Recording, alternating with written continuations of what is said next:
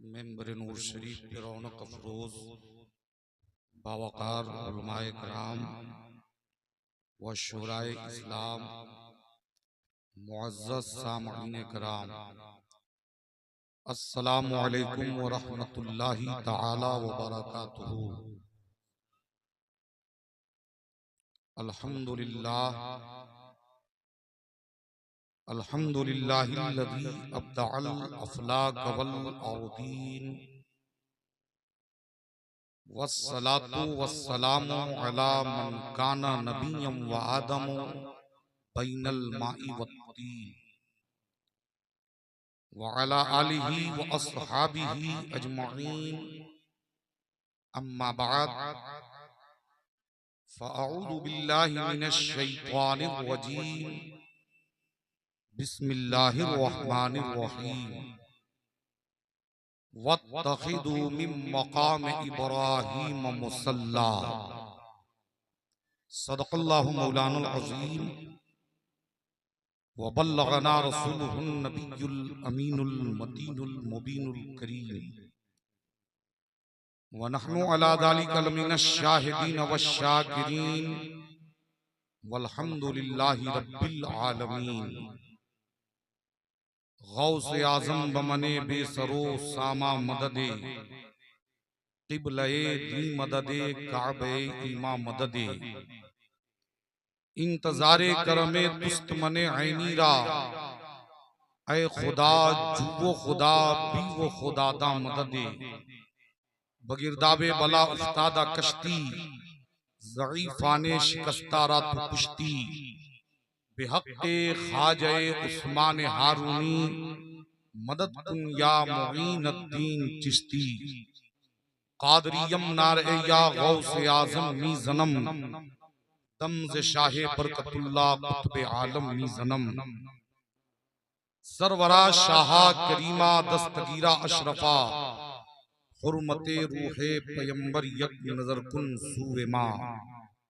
आइए सबसे पहले हम और आप मिलकर कुछ सुनने और सुनाने से कब्ल इंतहाई अकीदतो मोहब्बत के साथ शाहे बहरोबर मालिक खुशकोतर अल्लाह के पैगंबर उम्मत के रहबर दोनों आलम के सरवर साहिबे इन्ना आतईना कल कौसर शहनशाह कौनो मकां सैयद इंसो जां सफ़वत आमिया रहमत आलमिया हुजूर अहमद मुज्तबा मोहम्मद मुस्तफ़ा सल्लल्लाहु ताला अलैहि वालिहि वसल्लम की बारगाहे गोहरबार ज़ियाबार पुर अनवार में झूम झूम कर दुरूद पाक की डाली निछावर करें और पढ़ें बावाज़ बुलंद अल्लाहुम्मा सल्ली अला सय्यिदिना व मौलाना मुहम्मदिन मादिनिल जुदी वल करम व अला आलिहि व बारिक व सल्लिम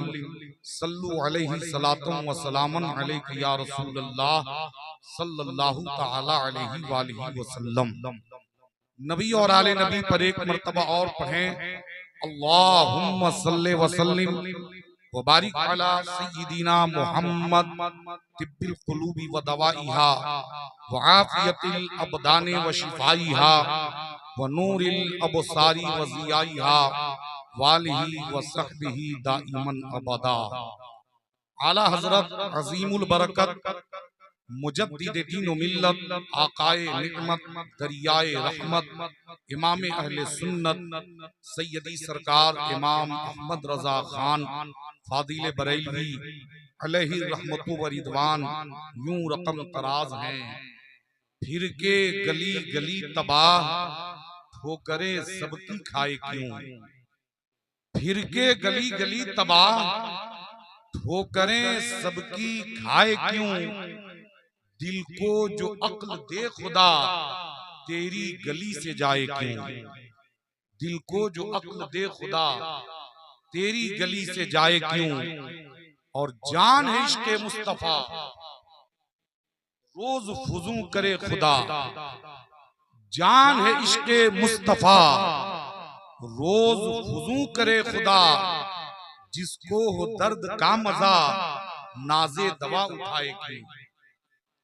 और अब तो न रोक ए गनी आदतें सग बिगड़ गई, अब तो न रोक ऐ गनी, आदतें सग बिगड़ गई, मेरे करीम पहले ही लुक़्मे तर खिलाए, मेरे करीम पहले ही लुक़्मे तर खिलाए क्यों। मुअज़्ज़ज़ सामीन हज़रात, यकीनन काबिले मुबारकबाद हैं बाघड़ा के दयालु जयालु मुसलमान और यहाँ के जिंदादिल नौजवान, जिन्होंने हर साल की तरह इन साल भी हजरत नासिर अली शाह रहमतुल्लाह ताला अलैह के सालाना उर्स पाक के मौके पे आज की इस अजीमुशान इजलास का इनेकाद किया है और बड़े खुश नसीब हैं आपके काफी देर से आज की इस पाकीज़ा बज़्म में शिरकत की सआदतें हासिल कर रहे हैं और अपने मुक़द्दस उलमाए अहले सुन्नत की ज़ियारत और यके बाद दीगरे इन्हें समाअत भी कर रहे हैं। मुझसे कबल आपने दो मुफस्सल मुकम्मल और मुदल्लल बयान हजरत अल्लामा व मौलाना एजाज अहमद साहिब क़िबला मिसबाही से, दूसरी तरफ खतीब अहले सुन्नत आलिम बेमिसाल हजरत मौलाना हसन रजा साहिब क़िबला से आपने समाअत कर लिया। शुराए अहले सुन्नत से आपने नबी की प्यारी प्यारी नातें सुनी। मुझसे कबल आपने बुलबुल बाग़ रिसालत वासिफ़े शाह हुदा जनाबे अरशद रजा साहिब क़िबला बरकाती छपरवी से आपने खूबसूरत अशआर समाअत किए। वहीं पे फिदाए हुजूर मखदूम सिमना शायर हिंदुस्तान जनाबे सोहराब रजा खान कादरी को भी आपने सुना। अब थोड़ी देर के लिए मैं भी आपके दरमियान हाजिर खिदमत आया हूँ।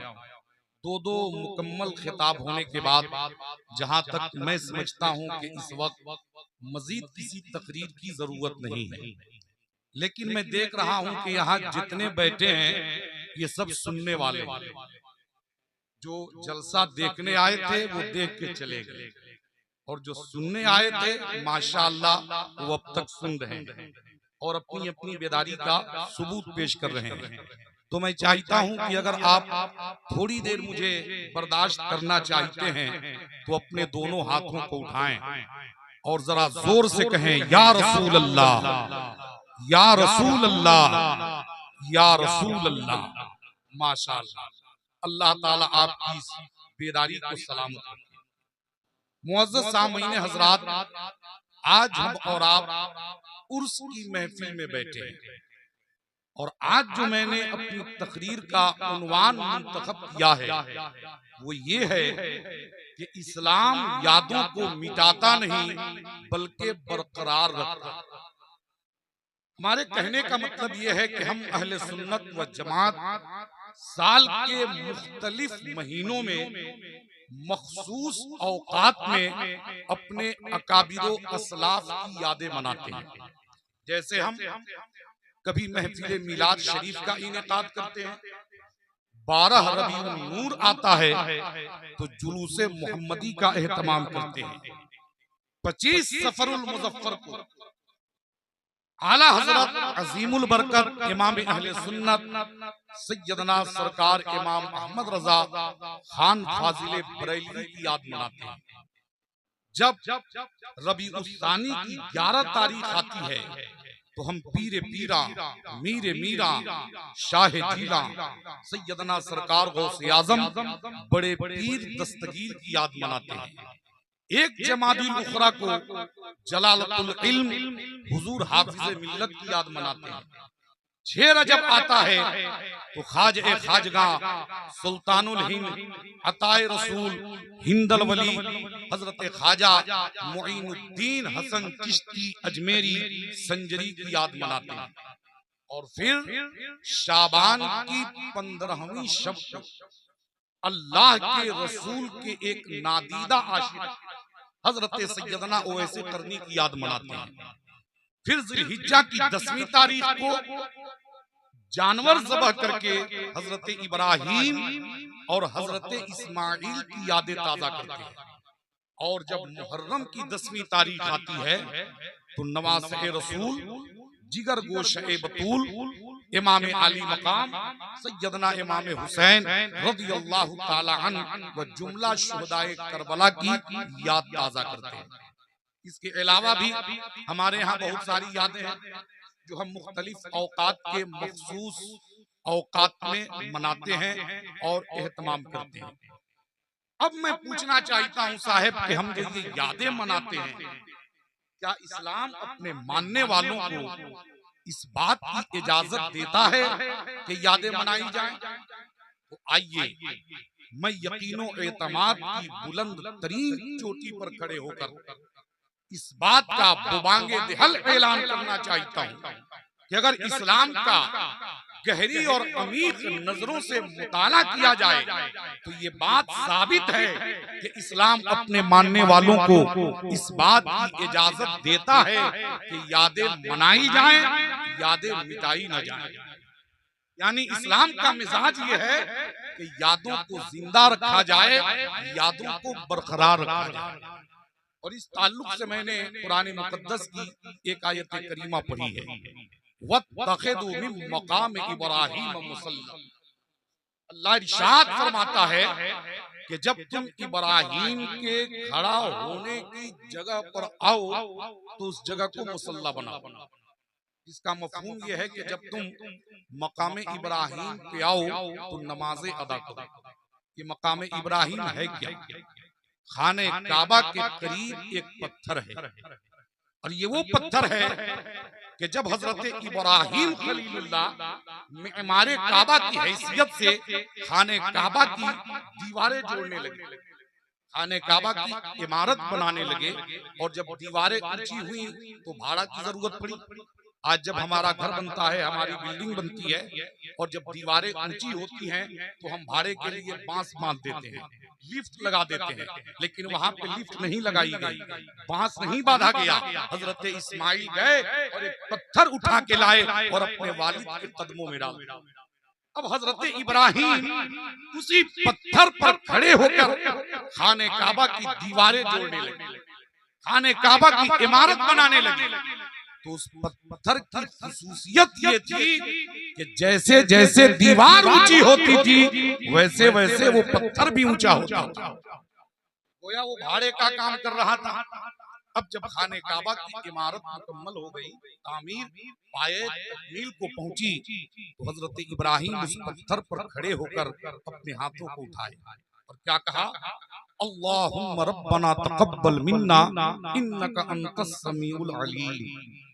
ये हमारे रब, हमने जो तेरे मुकद्दस घर की मुख्तसर सी खिदमत की है इसे अपनी बारगाह में कबूल फरमा ले। तो अल्लाह ताला की तरफ से उन पर इस तरह बाराने रहमत का नुज़ूल हुआ कि हजरत इब्राहीम अला नबीना के कदम मुबारक उस पत्थर में धंस गए। यानी उस पत्थर पर हजरत इब्राहीम के कदमे मुबारक के गहरे निशान आ गए। वो पत्थर जिस पर हजरत इब्राहीम अला नबीना के कदमे मुबारक के गहरे निशान आ गए, अल्लाह ताला ने उस पत्थर को अपने घर से दूर नहीं किया बल्कि अपने घर में रखा और फिर हुक्म दिया कि जो भी अपने मुकद्दर के सितारे की चमक से खाने काबा का तवाफ करने आए, हजर अस्वद को बोसा देने आए, सफा मरवा की सई करने आए, मिना मुज़दलिफा में क़ियाम करने आए, वक़ूफ़े अरफात करने आए, रमी जिमार करने आए, वहीं पे वो मकामे इब्राहीम पे नमाजें भी अदा करे ताकि जब एक हाजी मकामे इब्राहीम पे नमाज अदा करेगा तो उसका हज भी मुकम्मल होगा और मेरे पैगंबर इब्राहीम की याद भी ताजा होगा। मालूम क्या हुआ साहब? इस्लाम यादों को मिटाता नहीं बल्कि जिंदा रखता है।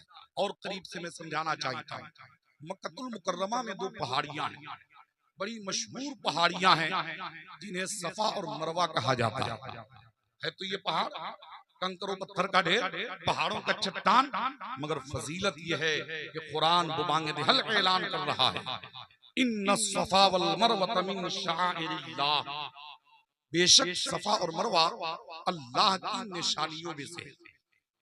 अब मैं आपसे पूछना चाहता हूं कि सफा और मरवा को ये फजीलत कहां से मिली? सफा और मरवा को ये मकाम कहां से मिला? तो आपको मानना पड़ेगा कि सफा और मरवा को ये फजीलत मिली है तो हजरत हाजरा के कदमों के सदके में मिली है। इसलिए कि जब हजरत इब्राहीम अला नबीना अपने बेटे हजरत इस्माइल और अपनी बीवी हजरत हाजरा को उस वादिये सुनसान में छोड़ आए जहां आज हरम काबा है, लेकिन उस वक्त वहां पे न इंसान थे, न हैवान, न दुकान थी, न मकान, सिर्फ सुनसान बयाबान चटियल मैदान लकोदक सहरा, किसी का नामो निशान नहीं। हजरत इब्राहीम अल्लाह पर भरोसा करके अपनी बीवी हजरत हाजरा को और अपने बेटे हजरत इस्माइल को छोड़े चले आए। उनके पास चंद खजूरें थी जो खत्म हो गई, पानी का एक मशकीजा था, पानी भी खत्म हो गया, और जब पानी खत्म हो गया तो हजरत हाजरा के सीने से दूध खुश्क हो गया। दूध खुश्क होने के बाद हजरत इस्माइल शिद्दत प्यास से तड़पने लगे, रोने लगे, बिलखने लगे और अपनी सूखी जुबान निकालकर अपनी माँ हजरत हाजरा को दिखाने लगे। मैं पूछना चाहता हूँ साहब, वो कौन सी माँ की ममता होगी जो बेटे को तड़पते देखे और खुद तड़प न जाए, जो बेटे को मचलते देखे और माँ की ममता न मचल जाए। इसलिए कि जो माँ अपने लाल को 9 महीने अपने शिकम में रखकर 9 महीने के दर्द कर्ब को बर्दाश्त करती है, अगर किसी को माँ की ममता का एहसास न हो तो उसके पेट पर आप एक घड़ा बांध दें, एक बर्तन बांध दें, एक हांडी बांध दें, एक बाल्टी बांध दें और उसमें पानी भर दें, फिर देखिए साहब उसका चलना फिरना, उठना बैठना, सोना जागना, खाना पीना, आना जाना, दौड़ना भागना, सारे मामलात बंद हो जाएंगे। लेकिन ये एक माँ की ममता है जो एक माँ से लेकर 9 महीने तक के दर्द कर्ब को बर्दाश्त करती है। और फिर जब पैदाइश का वक्त आता है तो ये ऐसा नाजुक वक्त है कि बाज औरतें मर जाती हैं, इंतकाल कर जाती हैं, लेकिन एक माँ अपनी जान की बाजी लगाकर अपने बेटे को जन्म देती है, फिर अपने खूने जिगर को दूध की शक्ल में पिलाती है। बेटा रो दे तो माँ का दिल तड़प जाता है, बेटा बीमार पड़ जाए माँ का सुकून खत्म हो जाता है, बेटा सोते में चौंक जाए माँ की नींद हराम हो जाती है। सर्दी की रातों में अगर बेटा बिस्तर पे पेशाब कर दे तो माँ उस गीले बिस्तर पर सोना गवारा करती है, मगर अपने लाल को अपने कलेजे से लगा के सुलाती है। तभी तो किसी ने क्या ही खूब लिखा कि जब बच्चा तड़पता है तो माँ का दम निकलता है, जब बच्चा तड़पता है तो माँ का दम निकलता है, और जब माँ तड़पती है तो फिर जमजम निकलता है। लेकिन साहब आज हालात क्या है? आज हालात ये हैं कि जब बेटा जवान होता है तो अपनी माँ से कहता है कि तुमने हमारे लिए क्या किया। जब बेटा जवान होता है तो अपने बाप से कहता है कि आपने हमारे लिए क्या किया, जबकि वो बाप अपनी औलाद के लिए मुल्क से दूसरे मुल्क तक जाना गवारा करता है, देश से विदेश जाता है, टाइम से ओवर टाइम काम करता है, दिन को दिन नहीं समझता, रात को रात नहीं समझता, धूप को धूप नहीं समझता, साया को साया नहीं समझता, काम को काम नहीं समझता, आराम को आराम नहीं समझता। वो इसलिए कमाता है ताकि उससे उसके बच्चों की परवरिश हो सके। बच्चे जवान होते हैं, बाप की उम्मीदें बढ़ती हैं। एक दिन वो भी आता है कि जब बेटे के माथे पर शादी का सेहरा बांधा जाता है, बाप की बाँछें खिल जाती हैं, दिलों में अरमान सजता है कि अब इसके जरिए जो दुल्हन आएगी उससे मेरी नस्लों का फरोग होगा। लेकिन वही बेटा जब अपनी बीवी की मोहब्बतों के जुल्फों का असीर बनता है तो धीरे धीरे माँ बाप की मोहब्बतों को भूलने लगता है, माँ की शफकतों को फरामोश करने लगता है, और वो बेटा कहता है कि आपने हमारे लिए क्या किया।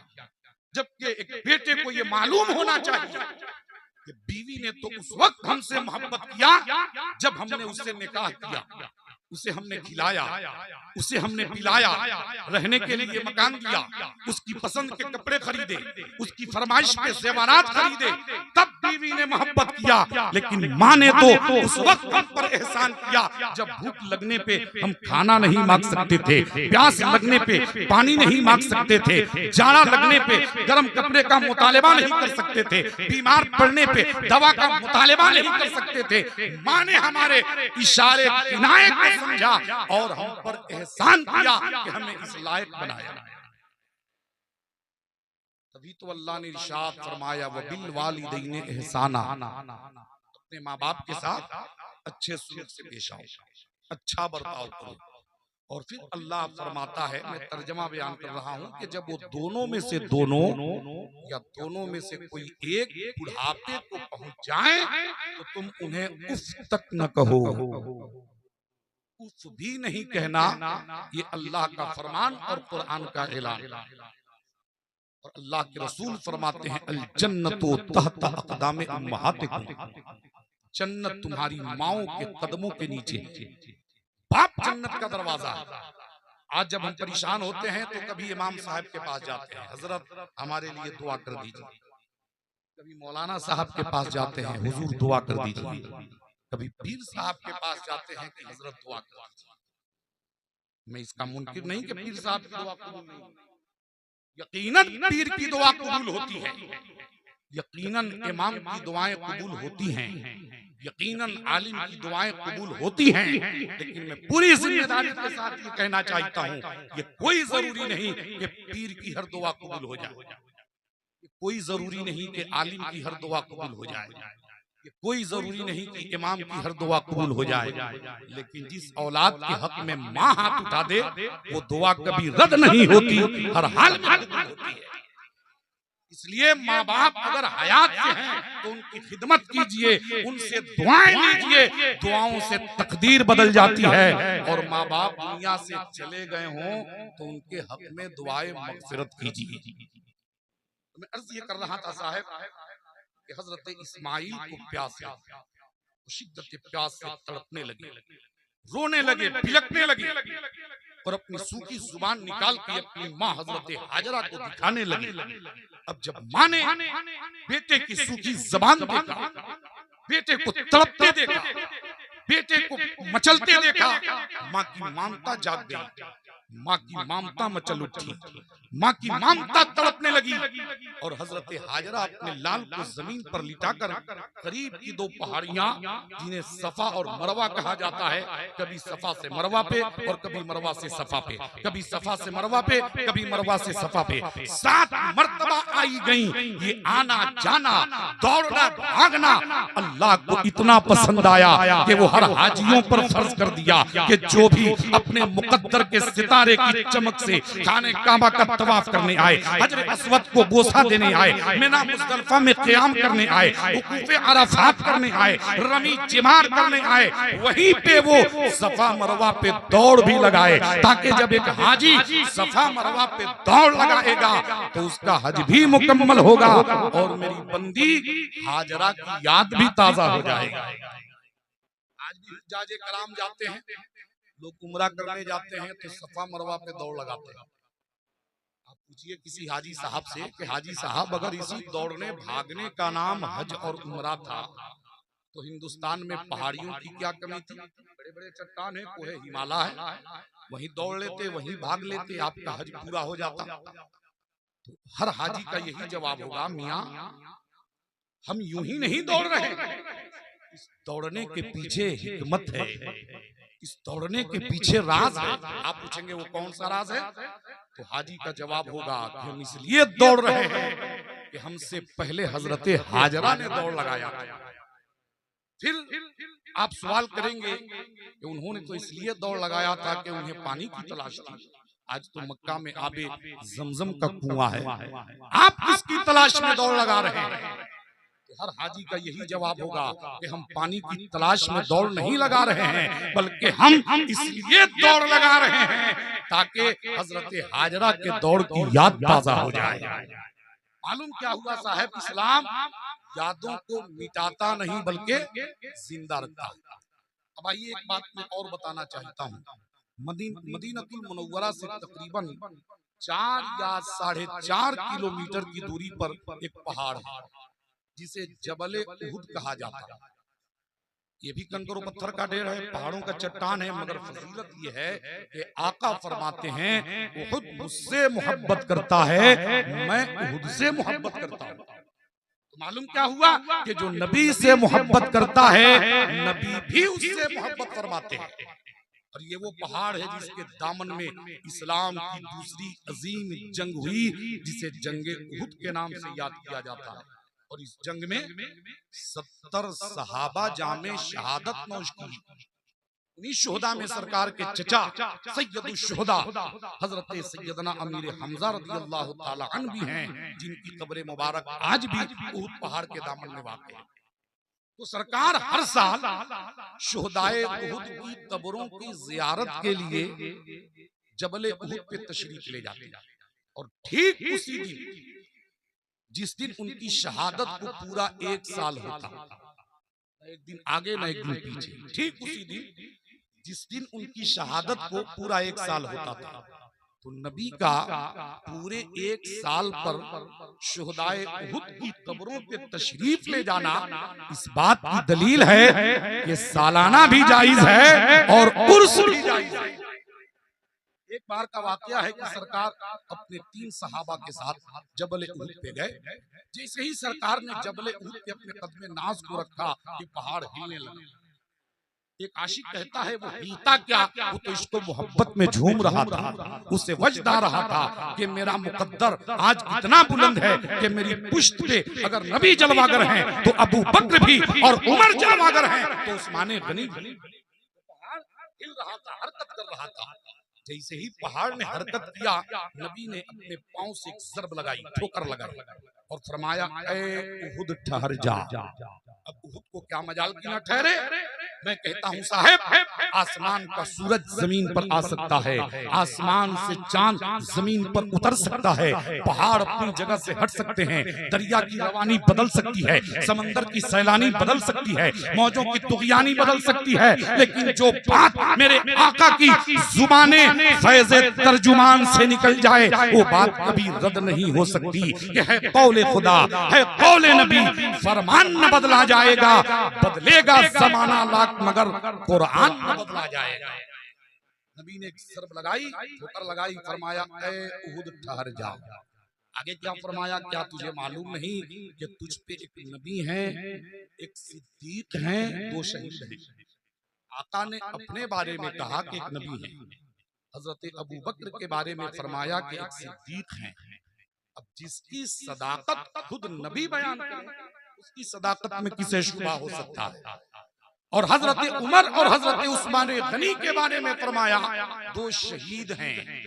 हालांकि उस वक्त उनकी शहादत हुई नहीं थी, उनकी गर्दनें कटी नहीं थी, जंग भी नहीं हो रही थी, मगर आका फरमाते हैं उहुद जहां तुझ पे एक नबी है, एक सिद्दीक हैं, वही 2 शहीद हैं। तो जब शहादत हुई नहीं तो नबी ने उन्हें शहीद कैसे कह दिया। साहब यही तो नबूवत की शान है, यही तो रिसालत की शान है कि उस वक्त शहादत नहीं हुई थी मगर निगाहे नबूवत तो देख रही थी, निगाहे रिसालत तो देख रही थी कि उमर भी जामे शहादत नोश करेंगे, उस्मान गनी भी शहीद होंगे। और जब वक्त आया तो दुनिया ने देखा हजरत उमर भी शहीद किए गए, हजरत उस्मान गनी भी शहीद किए गए। तभी तो आला हजरत फरमाते हैं, और कोई गैब क्या तुमसे नेहा हो भला, जब ना खुदा ही छुपा तुम पे करोड़ों दरूद। और जब निगाह की बात आई तो आखिरी बात इसकी तकरीब है। यहाँ पहुंचकर मुझे उत्तर प्रदेश का एक मशहूर वाकया याद आ रहा है। उत्तर प्रदेश में एक तारीखी शहर है जिसका नाम है बहराइच शरीफ। वहाँ अल्लाह के एक वली हैं जिनकी शहादत जब हुई है और इसमें किसी को इख्तलाफ नहीं, चाहे वो अपने हो या बेगाने, बल्कि बेगाने वहां की चादर, वहां के चढ़ावे, वहां के मालिदा से ज्यादा फायदा हासिल करते हैं। और जो लोग ज्यादा शिर्क और बिदअत का फतवा दें, आप उन्हें पकड़िए, बहराइच शरीफ ले जाइए, वहां जाते ही उनके सारे फतावे नजर आतिश हो जाएंगे और शिर्क और बिदअत की तलई खुलती नजर आएगी। इसलिए कि बहराइच शरीफ में सैयद सालार मसूद गाजी अलैहि रहमा का आस्ताना मरजए खलाइक है। और ये वो बाफैज आस्ताना है जिसके बारे में तारिकुस सल्तनत गौसुल आलम महबूब यज़दानी हजरत सैयद मखदूम अशरफ जहांगीर सिन्नानी लताइफ अशरफी में तहरीर फरमाते हैं।